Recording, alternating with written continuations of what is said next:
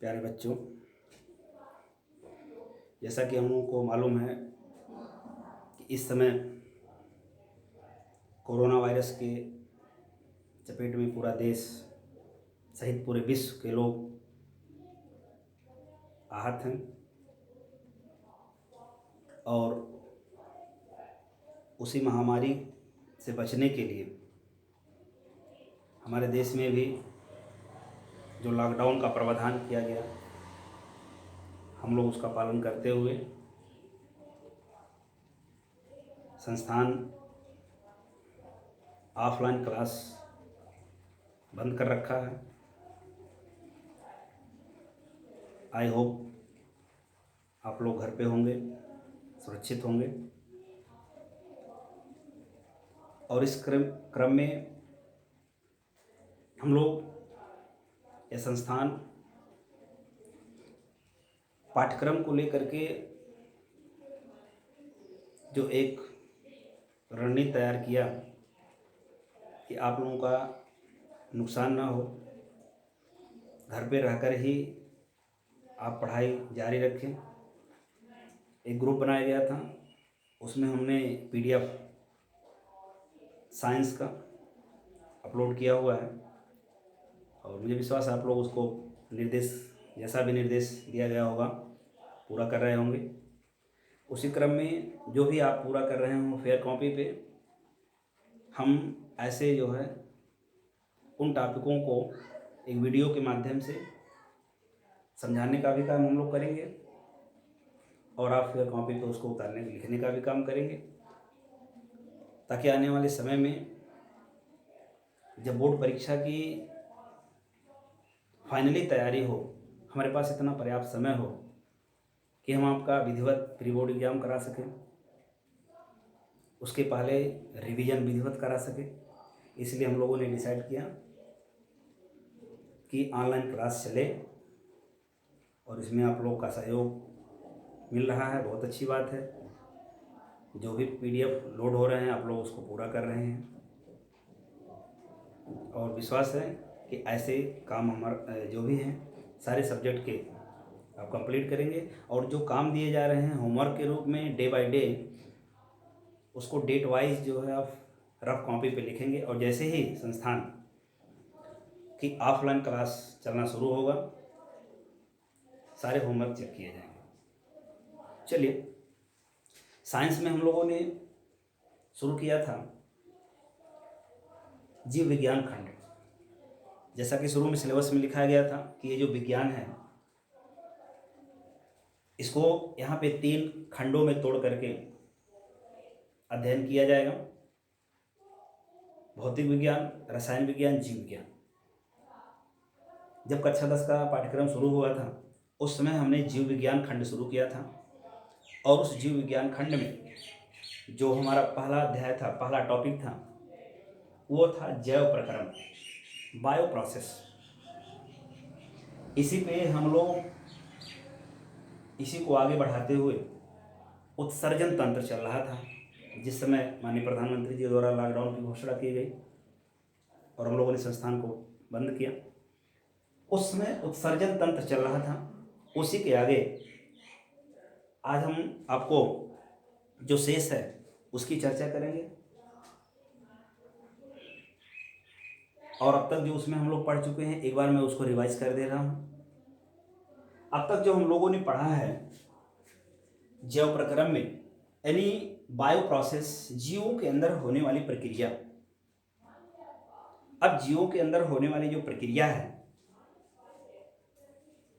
जिसके आधार पे हम ये कह सकते हैं कि ये सजीव हैं या ये निर्जीव हैं, वो सारी प्रक्रियाएं एक जीव के अंदर घटित होती है। चाहे वो जीव पेड़ पौधा हो, चाहे वो जीव पशु पक्षी हो, चाहे वो जीव मनुष्य ही क्यों ना हो, चाहे कोई अन्य जंतु हो, जिसके आधार पर हम ये कहते हैं कि हाँ ये सजीव है।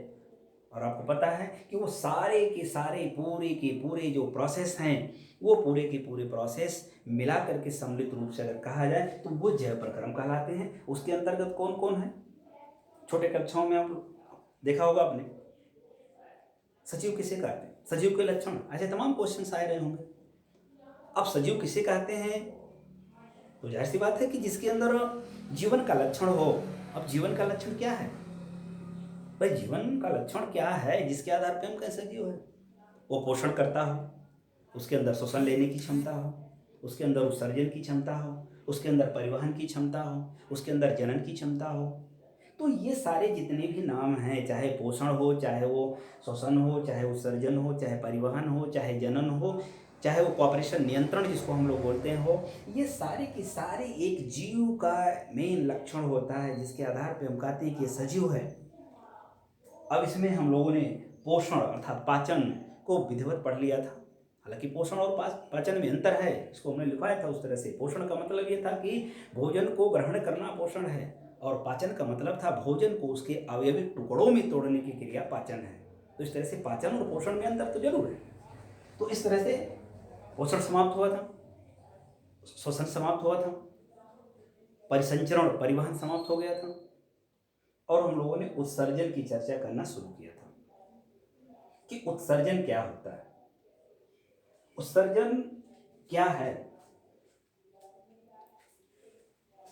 अब अगर हम लोग देखें, अंग्रेजी में इसको एक्सक्रीशन कहते हैं। इस उत्सर्जन के बारे में हम लोग को जानना था कि उत्सर्जन क्या है, इंट्रोडक्शन, इसका परिचय, परिभाषा, डेफिनेशन। फिर ये उत्सर्जन कितने प्रकार से हो सकता है, फिर स्पेशली जो हमारे पाठ्यक्रम में रखे गए हैं, मनुष्य के अंदर उत्सर्जन की क्रियाएं कैसे संपन्न होती हैं, मनुष्य के अंदर उत्सर्जन की क्रिया कैसे होती है, उसके लिए कौन कौन से उसके अंग होते हैं, कौन कौन से आर्गन्स होते हैं, उनका फंक्शन कैसे होता है, उन आर्गन्स की स्ट्रक्चर बनावट कैसी होती है, इंटरनल एक्सटर्नल दोनों, आंतरिक और बाह्य। इसके अलावा और कुछ ऐसे अंग भी होते हैं जो उत्सर्जन की क्रिया में मदद करते हैं। तो आइए हम लोग देखते हैं। फिर एक बार मैं रिवीजन कर रहा हूँ इसका पूरा, बाकी जो शेष होगा उसकी भी चर्चा करूंगा अभी कि उत्सर्जन क्या है। एक्सक्रीशन यानी यहाँ हम लोगों ने देखा था उस समय कि जो शरीर के अंदर बनने वाले अनावश्यक पदार्थ हैं, शरीर के अंदर बनने वाली आवश्यकता से अधिक पदार्थ हैं, उनको शरीर से बाहर निकालने की जो घटना है, जो क्रिया है, उस क्रिया को कहा गया था कि ये उत्सर्जन होता। अब ये उत्सर्जन की क्रिया छोटे से जीव में भी होती है, बड़े से जीव में भी होती है, पशु पक्षी में भी होती है, पेड़ पौधों में भी होती है, मनुष्यों में भी होता है, जलीय जंतुओं में होता है, स्थल पे रहने वाले जो टेरेस्ट्रियल एनिमल होते हैं, स्थलीय प्राणी होते हैं, उनमें होता है, हवा में उड़ने वाले जो पक्षी होती हैं उनमें होती। तो ये आवश्यकता से अधिक पदार्थ का निकलना ही उत्सर्जन है, ये क्लियर है। अब ये कितने प्रकार से होता है? तो जाहिर सी बात है कितने प्रकार से होता है उसमें जो उत्सर्जी पदार्थ होंगे उनके ऊपर डिपेंड करे। भाई मनुष्य को अगर ले लिया जाए तो हमारे अंदर से क्या होता है? आवश्यकता से अधिक अगर पानी है, आवश्यकता से अधिक अगर लवण की मात्रा हुई, निकल जाता, पसीने के रूप में निकल जाता। आवश्यकता से अधिक पानी हुई, मूत्र के रूप में निकल जाता। कार्बन डाइऑक्साइड गैस हुई, बाहर निकल जाती। ऐसे बहुत से पदार्थ हैं जो शरीर के अंदर ऐसे बनते हैं जिनको निकालना अति आवश्यक होता है, और उनके आधार पर हम लोगों ने देखा था उत्सर्जन जो था वो इन पदार्थों के उत्सर्जन के आधार पर अलग अलग टाइप का था। अब इसमें जैसे एक था अमीनो अम्ल का उत्सर्जन। अब अमीनो अम्ल का उत्सर्जन मतलब कुछ ऐसे जीव होते हैं कि जिनके अंदर से अमीनो अम्ल का उत्सर्जन होता है, उनके अंदर जो होता है वो अमीनो अम्ल का उत्सर्जन होता। अब अमीनो अम्ल का जो उत्सर्जन होता है, ऐसे जीवों को क्या कहते हैं, इसको हम लोगों को यहाँ पे देखना है। कुछ ऐसे जीव होते हैं जिनके अंदर यूरिया का उत्सर्जन होता है। अब यूरिया का उत्सर्जन जिनके अंदर होता है उनको कौन सा नाम दिया गया? अमोनिया है। अमोनिया का उत्सर्जन जिनके अंदर होता है उनको कौन सा नाम दिया गया? इसी तरह से फिर यूरिक एसिड होता है। यूरिक एसिड का उत्सर्जन जो होता है जिसके अंदर, उसको कौन सा नाम दिया गया? इनके आधार पे एक क्वेश्चन यहाँ पर बन करके आता है, बहुविकल्पी टाइप का बोर्ड परीक्षा में बहुत ही इंपॉर्टेंट क्वेश्चन आते हैं। जीव का नाम दे दिया होता है वहाँ पे, और ये पूछा जाता है इनमें से उत्सर्जी पदार्थ है अब जैसे मनुष्य है, अब मनुष्य के अंदर यूरिक अम्ल का उत्सर्जन होता है, हमारे अंदर से अमोनिया का तो उत्सर्जन डायरेक्टली नहीं हो सकता, हमारे अंदर से अमीनो एसिड का उत्सर्जन नहीं हो सकता। इसलिए यहाँ पे इस पूरे टॉपिक से ये जो लाइन है, यहाँ से बहुविकल्पी सवाल बनने की संभावनाएं बहुत ज़्यादा होती हैं और पूरे बोर्ड परीक्षा में बड़े इंपॉर्टेंट क्वेश्चन यहाँ पे पूछे जाते हैं। तो यहाँ पे हम लोग एक एक की चर्चा करेंगे थोड़ा सा कि अमीनो अम्ल का उत्सर्जन, हालांकि आप पूरा लिखे भी हैं और पूरा चर्चा भी इसका हो चुका था कि अमीनो अम्ल का जो उत्सर्जन होता है वो। अब सबसे पहले अगर हम अमीनो अम्ल की चर्चा करें तो अमीनो अम्ल की जो बात करेंगे, वो अमीनो अम्ल जो होता है, इस प्रकार के उत्सर्जन में जो उत्सर्जी पदार्थ होता है वो अमीनो अम्ल होता है। और ऐसे जो जंतु होते हैं वो मुख्य रूप से जो है, जैसे घोंघा है, सीपी है, इकाइनोडर्मेटा संघ के जितने भी प्राणी हैं, घोंघा मोलस्का संघ का प्राणी है, सीपी जो होती है वो भी मोलस्का संघ का है। अब ऐसे जंतुओं में अमीनो अम्ल का उत्सर्जन होता है। तो क्वेश्चन ऐसे पूछ करके आता है, घोंघा में उत्सर्जी पदार्थ है, 4 ऑप्शन दे देगा, अगर अमीनो अम्ल है तो सही है, सीपी में उत्सर्जी पदार्थ है। तो इस तरह से ये सिचुएशन बन करके आती है अमीनो एसिड का। दूसरे नंबर पे अगर हम यूरिया की बात करें, तो यूरिया की अगर हम लोग बात करेंगे तो यूरिया की बात करेंगे तो इस प्रकार के उत्सर्जन में यूरिया का उत्सर्जन होता है। और ये जो यूरिया का उत्सर्जन होता है ये खास करके जो है मेढक में होता है और बहुत से स्तनधारी उनके अंदर भी होता है, हमारे अंदर भी होता है, लेकिन डायरेक्ट यूरिया नहीं होता। अब फिर यहाँ अमोनिया की चर्चा है। अब अगर अमोनिया की बात करें तो अमोनिया के अंदर जो उत्सर्जन, मतलब इस तरह के उत्सर्जन में अमोनिया का उत्सर्जन होता है और इसमें खास करके जो है मछलियों के द्वारा जो उत्सर्जी पदार्थ निकाले जाते हैं वो अमोनिया होता है। इसके अलावा जो एम्फीबियंस होते हैं, उभयचर जो होते हैं, अर्थात जो पानी में भी रह लें और जो फिर स्थल पर भी रह लें, उनके अंदर भी अमोनिया का उत्सर्जन होता है। और उसी तरह से फिर यूरिक एसिड जो होता है, ये उत्सर्जी पदार्थ जब होता है तो उसे हम लोग जो है, तो इस आधार पर इनके नाम भी अलग अलग दिए जाते हैं, अमीनोटेलिक, यूरियोटेलिक, इस तरह से इनके नाम अलग अलग दे दिए जाते हैं। हालांकि कक्षा 10 के पाठ्यक्रम में इस तरह के क्वेश्चन जो हैं वो बहुत कम की संभावनाएं में होती हैं, जो नाम उनका होता है अमीनो, यूरियो, इस तरह से। लेकिन हाँ, ये क्वेश्चन तो लगभग 90% कंफर्म होता है कि ऐसे छोटे सवाल बनते हैं बोर्ड परीक्षा इस पूरे लाइन से। दूसरे नंबर पर हम लोगों को यहाँ पे मिला था, लोगों ने देख भी लिया था, पढ़ भी लिया है, और इसका यहाँ फिगर था, हम लोगों ने देखा था कि मनुष्य के अंदर जो उत्सर्जन तंत्र है वो उत्सर्जन तंत्र के अंतर्गत कौन कौन से अंग सम्मिलित है। जाहिर सी बात है, जब तंत्र शब्द आ गया तो तंत्र का मतलब होता है एक मशीन, सिस्टम,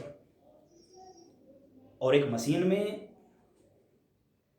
जितने भी पार्ट होते हैं, जितने भी पुर्जे होते हैं, उनकी ये खासियत होती है, विशेषता होती कि एक पुर्जे का केवल एक ही काम होता है। साइकिल है, अब साइकिल के टायर का काम केवल टायर ही कर सकता, उसकी घंटी नहीं कर सकती। उसका ब्रेक है, ब्रेक का काम केवल ब्रेक ही कर सकता है, उसका टायर नहीं कर सकता, इसीलिए उसको सिस्टम बोला गया, मशीन। ऐसे ही हमारे शरीर के अंदर होने वाली जितनी भी घटनाएं हैं सब एक सिस्टम के थ्रू होती हैं,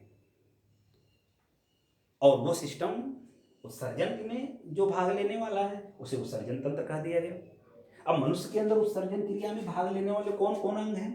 मुख्य रूप से इनको 2 भागों में क्लासिफाइड किया गया था, 2 भाग में बांटा गया था, एक मुख्य अंग और एक सहायक अंग। मुख्य अंग के अंतर्गत जो है वो मनुष्य का किडनी आता है, जिसको हम लोग हिंदी में वृक्क के नाम से जानते हैं। अब किडनी के बारे में हम लोगों ने पूरा डिटेल देख लिया था कि मनुष्य के अंदर जो है वो 2 किडनी होती है, और वो जो किडनी होती है वो वृक्क गुहा, उदर गुहा के नीचे स्थित होती है, और इनकी जो साइज होती है वो महिला में और पुरुष में अलग अलग होती है। और इस तरह से ये बाह्य संरचना के रूप में, अब यहाँ पे हमने वृक्क के बारे में पढ़ना क्या था, वृक्क के बारे में हम लोगों ने ये पढ़ा था कि वृक्क की बाह्य संरचना, वृक्क की आंतरिक संरचना, और वो वृक्क की कार्यविधि, फंक्शन कैसे करता है, वृक्क का काम क्या है। तो बाह्य संरचना के रूप में हम लोगों ने देखा था कि ये जो वृक्क होता है वो बाहर से देखने पर सेम के बीज के आकार का होता है। ऐसा हम लोग पीछे जो है पढ़ चुके हैं, जब ऑफलाइन क्लासेस चल रहे थे तो हम लोगों ने एक वृक्क का संरचना इस तरह से देखा था कि यहाँ पे जो वृक्क होता है वो एक सेम के बीच के आकार का होता है, और इसकी संरचना को हम लोगों ने देखा था कि इसके अंदर का जो एक धंसा हुआ भाग होता है, इसका एक नाम हमने दिया था, उसका नाम था हाइलम। क्या नाम होता? हाइलम। और इस तरह से इस वृक्क के अंदर की तरफ जब हम देखे थे, इसके अनुप्रस्थ काट को देखे थे, टीएस को देखे थे, तो इसके अंदर जब हम लोगों ने काट करके इसका अध्ययन किया था तो इसके अंदर हम लोगों ने देखा था तमाम छोटी छोटी महीन महीन जो होती हैं वो एक नलिकाएं होती हैं जिनका नाम हम लोगों ने वृक्क नलिका या नेफ्रॉन दिया था। और उस नेफ्रॉन का पूरा डिटेल हम लोग पढ़े थे कि नेफ्रॉन की जो संरचना होती है वो कैसी होती है, नेफ्रॉन का फंक्शन क्या होता है। अब उस नेफ्रॉन के रूप में हम लोगों ने देखा था कि जो नेफ्रॉन होता है एक महीन कुंडलित धागे जैसी संरचना होती है, और प्रत्येक वृक्क में उसकी संख्या जो होती है वो लाखों में होती है। और उसकी एक खासियत हमने उस समय वहाँ बताया था कि इसकी खासियत यह है कि जब मनुष्य पैदा होता है तब उस नेफ्रॉन की जो नेफ्रॉन होता है उसका निर्माण हो चुका होता है, और वो केवल और केवल जैसे जैसे जैसे जैसे जैसे जैसे वो डेवलप करता है, विकास करता है, वैसे वैसे उनकी जो नेफ्रॉन की जो विकास है वो भी उसी तरह से होता रहता है। और जब कोई विकार पैदा होता है शरीर के अंदर, जब किडनी के अंदर कोई बीमारी पैदा होती है तो नेफ्रॉन जो होती है बिल्कुल आप उसी तरह से इसको देख सकते हैं जैसे घरों में जैसे छन्नी होती है उसमें जो भी ऐसे लगे होते हैं तार धागे लगे होते हैं, बिल्कुल इस तरह से होती है। और जब कोई विकार पैदा होता है तो ये धीरे धीरे नेफ्रॉन जो होते हैं ये डैमेज होना शुरू हो जाते हैं, और जो अनावश्यक पदार्थ हैं वो भी उसी तरह से वो किडनी जो होती है उसको छान नहीं पाती और वो भी उसी रुधिर में चले जाते हैं, जिसको हम लोग जो है किडनी की डिसीज या फिर वृक्क की जो रोग है उनके नाम से हम लोग उसको जानते हैं। तो ये संरचनाएं थी। अब कार्यविधि में हम लोगों ने देखा था कि ये यहाँ जो हमारे अंदर जो आंतरिक संरचना थी उसका वृक्क नलिका का जो आंतरिक संरचना था उसमें हम लोगों ने देखा था अलग अलग अंग थे, और उन अलग अलग अंगों में हम लोगों ने देखा था हेनले का लोब था, हेनले के लोब के बारे में हम लोगों ने देखा था वहाँ पे। इसके अलावा जो है वहाँ पे हम लोगों ने ये देखा था कि ये जो होता है वो मूत्र का निर्माण करता है। अब मूत्र के निर्माण की क्रियाविधि बहुत ही इम्पोर्टेंट क्वेश्चन है, और इस साल के बोर्ड परीक्षा में वृक्क की कार्यविधि, नेफ्रॉन की कार्यविधि के बारे में पूछा भी गया था।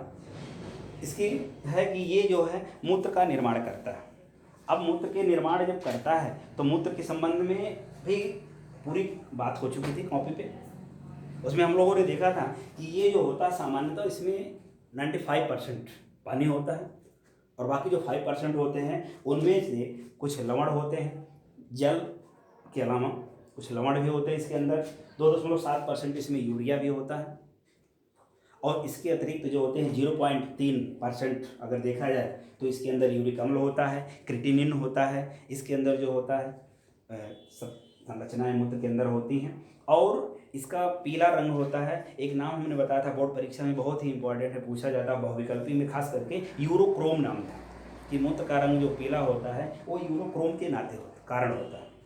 तो इस तरह से ये काम इतना हो चुका था अब तक के जो ऑफलाइन क्लासेस चल रहे थे इसके पहले कि उत्सर्जन क्या था, उत्सर्जन कितने प्रकार से होता था, उत्सर्जन में कौन कौन से तंत्र जो उसके थे, उसमें कौन कौन से अंग थे, उसमें सहायक अंग कौन कौन से थे।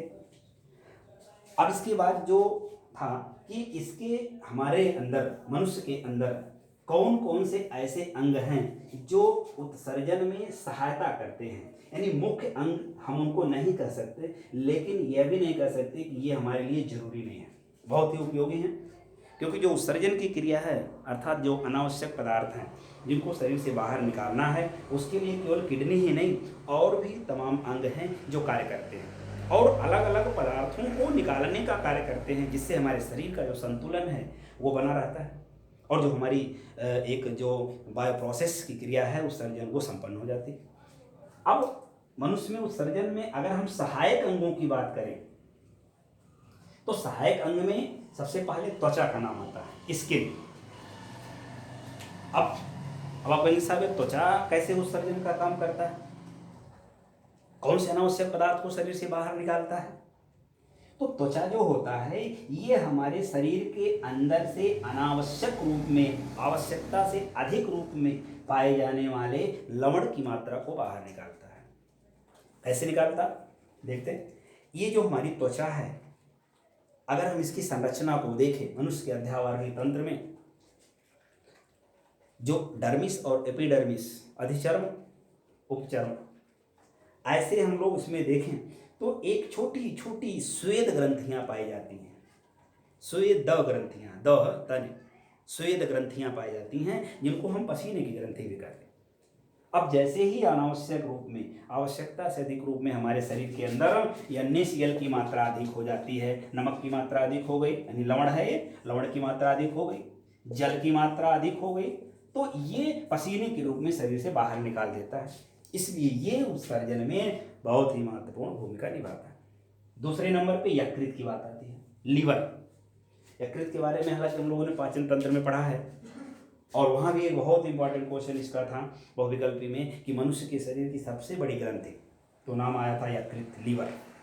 तो यकृत कैसे मदद करता है एक्सक्रीशन में, उत्सर्जन में? यकृत में हम लोगों ने देखा था कि यकृत क्या करता है, जैसे ही हम भोजन के रूप में प्रोटीन को लेते हैं, प्रोटीन में पाया जाता है अमीनो एसिड, और वो अमीनो एसिड जब कन्वर्ट हो जाता है अमोनिया में,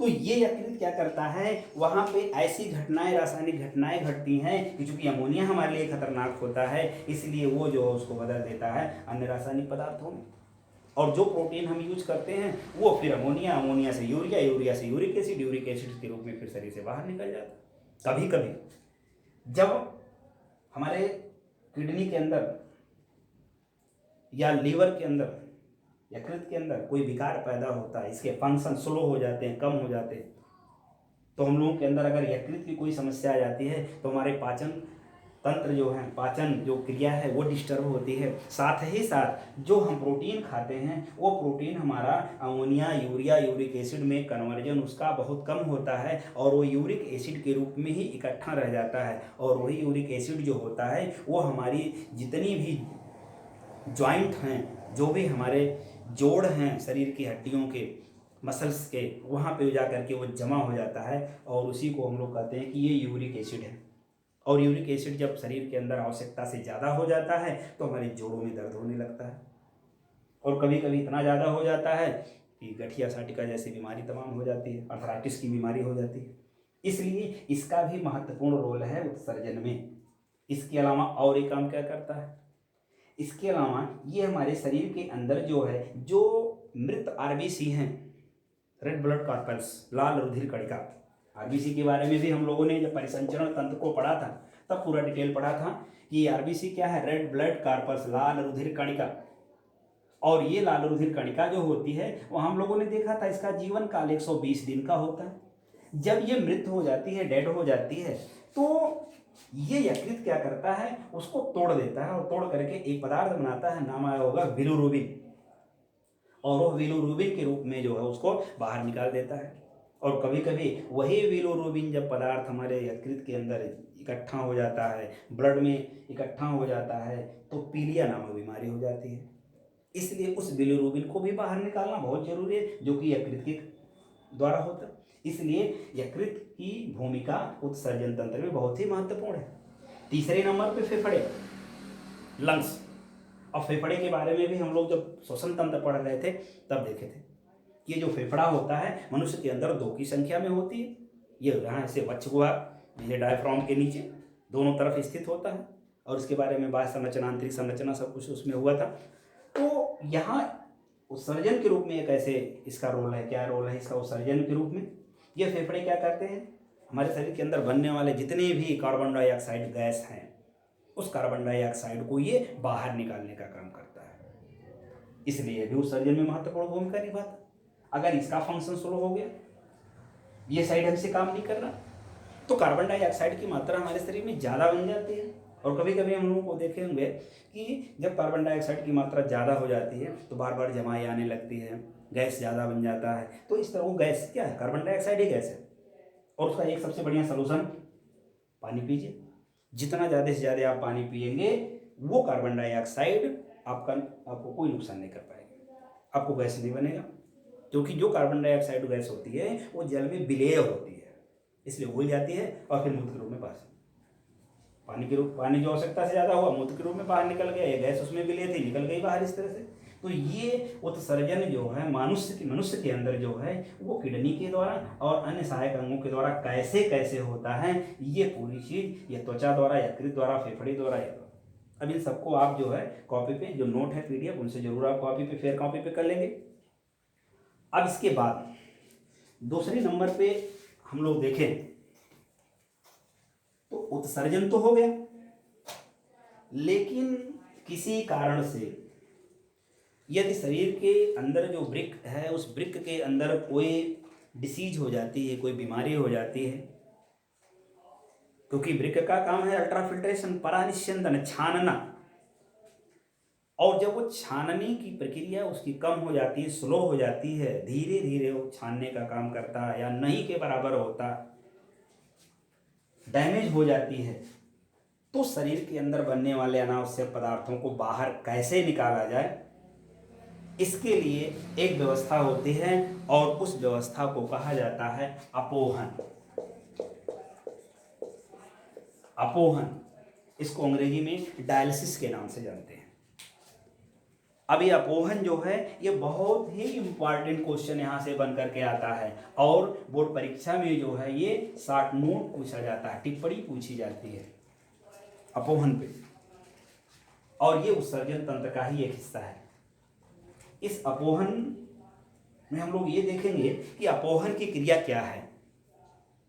अपोहन में होता क्या है कि जब सामान्य अवस्था में किडनी आपकी जब रुधिर से अनावश्यक पदार्थों को नहीं छान पाती, तब उसके लिए एक अलग से कृत्रिम रूप से एक सिस्टम लगाया जाता है। इसीलिए इस अपोहन को कृत्रिम वृक्क का भी नाम दिया जाता है।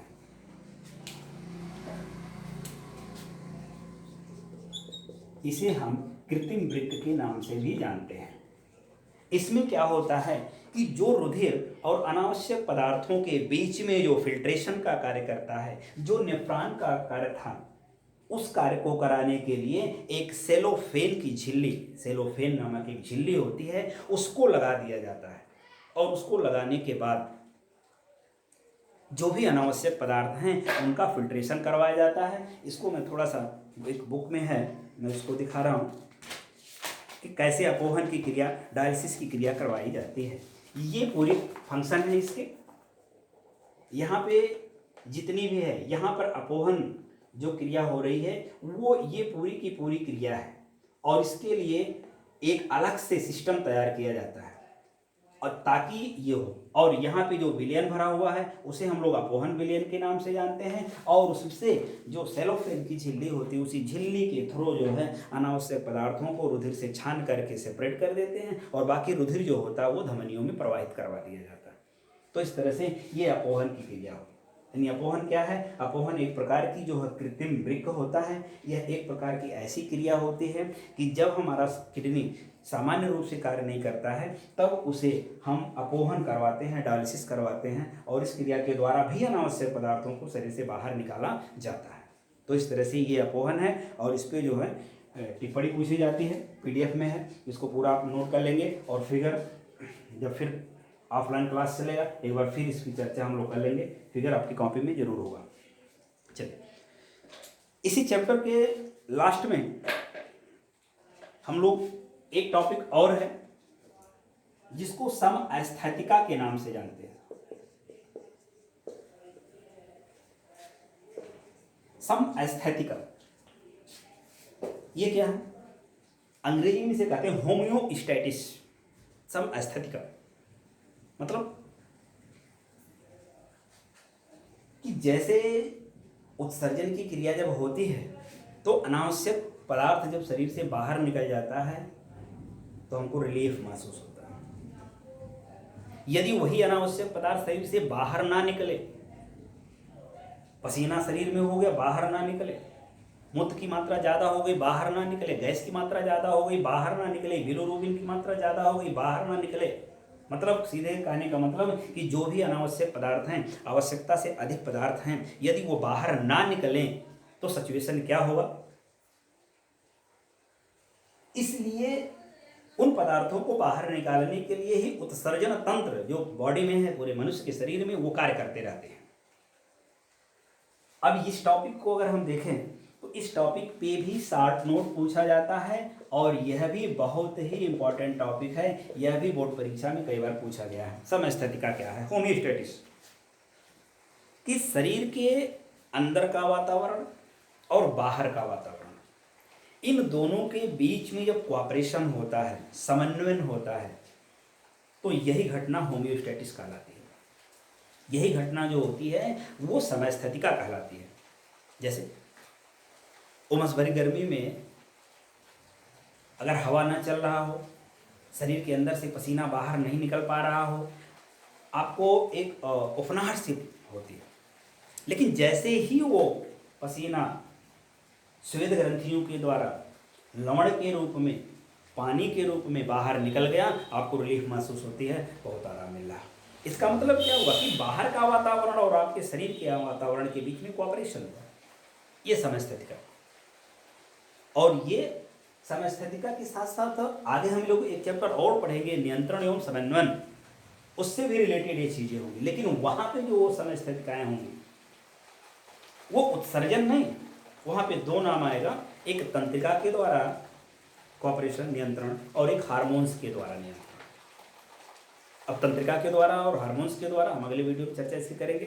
फिलहाल थोड़ी सी बात आ गई होमियोस्टेटिस के नाते, तो यहाँ पे देख लें कि जो तंत्रिकाओं के द्वारा नियंत्रण होता है उसमें आप मैंने तमाम दैनिक जीवन में उदाहरण होता है। जैसे मान लीजिए कोई रोटी बना रहा हो और अचानक जो है तावे पे उसका हाथ जो है पड़ जाए, तो अचानक बिना किसी के कहे वो तुरंत हाथ को हटाता है और सारी सूचनाएं जो होती हैं कैसे होती हैं, ये सारी वहाँ पे ब्रेन का फंक्शन है। जब हम लोग उसको देखें, ये तंत्रिकाओं के द्वारा नियंत्रण होता है, उसको हम लोग ऐसे समझ सकते हैं। हार्मोन्स के द्वारा भी होता है। हार्मोन्स के द्वारा कैसे होता है? कभी आप रास्ते में कोई जा रहा हो, अचानक कोई ट्रक टायर ब्लास्ट हो गया, अचानक बिना किसी के कहे उसकी मुख खुल जाती है, आह की आवाज़ आती है। प्रसन्न मुद्रा में जा रहा हो, अचानक कोई सैडनेस घटना हो गई हो, अनहैप्पीनेस हो गया हो कोई, अचानक बिना किसी के कहे हुए वो अपनी सारी हंसी वही रोक देता और वो भी दुखी हो जाता। ये सारा कोऑपरेशन जो होता है अंदर के वातावरण और बाहर के वातावरण के बीच में कोऑपरेशन करने के लिए होता है। और लेकिन ये अलग अलग होता है, वहाँ हार्मोन्स और तंत्रिका के द्वारा होगा, पढ़ेंगे उसको। यहाँ समस्थैतिका जो होता है वो आपके शरीर के अंदर से अनावश्यक पदार्थों को बाहर निकालने के बाद आपके शरीर और वातावरण के बीच में जो कोऑपरेशन होता है उसको हम लोग समस्थैतिका। तो ये तो जंतुओं में या मनुष्य में उत्सर्जन कैसे होता है इसको हम लोग पढ़ रहे थे। लेकिन चूंकि कक्षा 10 में जीव विज्ञान में जंतु विज्ञान और वनस्पति विज्ञान अलग नहीं है, पूरे जीव के नाम से है दोनों। तो जैसे मनुष्यों के अंदर, जैसे जीवों के अंदर, जैसे जंतुओं के अंदर, पक्षियों के अंदर, जलीय जंतुओं के अंदर होता है उत्सर्जन, ऐसे ही पौधों के अंदर भी उत्सर्जन होता है। अब अगले पे हम लोग जो है पौधों में उत्सर्जन की चर्चा करेंगे। पौधों में उत्सर्जन, पौधों में उत्सर्जन की क्रिया कैसे होती है? भाई पौधों के अंदर भी अनावश्यक पदार्थ बनते हैं, आवश्यकता से अधिक पदार्थ बनते हैं, कैसे बाहर निकलते हैं? इसके लिए एक छोटा सा शब्द आता है और उस छोटे से शब्द का नाम है बिंदु श्रवण।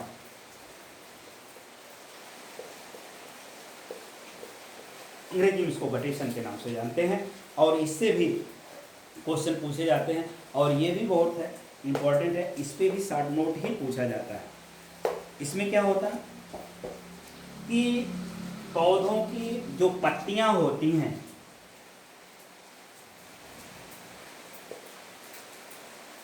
पत्तियों के किनारों पर हम देखे होंगे छोटे छोटे तमाम इस तरह की संरचनाएं होती हैं, तमाम छोटे छोटे छिद्र होते हैं। उन छिद्रों को रंध्र नाम दिया जाता है और इनके अंदर जब आवश्यकता से अधिक जल हो जाता है तो इन्हीं रंध्रों के रास्ते शरीर से बाहर निकल जाती हैं। तो इस तरह से रंध्रों के द्वारा उत्सर्जन की क्रिया होगी। इसके अलावा छोटी छोटी जल की बूंद के रूप में पत्तियों के इसी सिरे पर इकट्ठा हो जाती हैं। इस घटना को बिंदु श्रवण कहा जाता है। जब इस जल की मात्रा इसके इस भाग पर छोटे छोटे बूंद के रूप में आ जाती हैं। इसी घटना को बिंदु श्रवण कहा जाता है। तो इस तरह से ये पूरा का पूरा पौधों में उत्सर्जन की क्रियाएं होती हैं। अब इन पौधों में उत्सर्जन की क्रियाओं में बिंदु श्रवण पे आपसे टिप्पणी पूछी जाती है। तो इस तरह से ये बिंदु श्रवण हुआ, पौधों में उत्सर्जन हुआ। उत्सर्जन क्या है, उत्सर्जन में भाग लेने वाले अंग कौन कौन हैं। चूँकि इसको ऑफलाइन क्लास में पूर्ण रूप से हम लोगों ने देख लिया था, इसलिए इस पर बहुत ज़्यादा हम लोग समय नहीं लेंगे। कॉपी पे आप पूरा करेंगे इसको, फेयर कॉपी पे। और अगले वीडियो में हम लोग जो है नेक्स्ट चैप्टर, जो अगला हमारा चैप्टर होगा, चैप्टर क्या, इसी जैव प्रक्रम का जो अगला टॉपिक होगा, कॉपरेशन, नियंत्रण एवं समन्वय की चर्चा करेंगे। और तब तक जो भी होमवर्क आपको दिए गए हों या दिए जा रहे हैं उनको आप फेयर इस पर रफ कॉपी पे कंप्लीट करें, डेट वाइज डेट, पूरा तारीख वाइज। जैसे ही संस्थान खुलेगा सारे होमवर्क आपके चेक किए जाएंगे। और इस दौरान भी ऑनलाइन क्लास में भी या जो भी PDF आपको दिए जा रहे हैं, नोट दिया जा रहा है, उसकी फ़ोटो आपको दिए जा रहे हैं, उनको आप फेयर कॉपी पे लिखें। उनमें भी अगर कोई दिक्कत आपको महसूस हो रही हो तो संबंधित जो भी विषय अध्यापक हैं उनसे आप जो है उनके पर्सनल व्हाट्सएप नंबर पे, उनके मोबाइल नंबर पे आप बिल्कुल कांटेक्ट कर सकते हैं। और इसके साथ आज के लिए इतना ही टॉपिक रहेगा और आप घर में रहें, सुरक्षित रहें।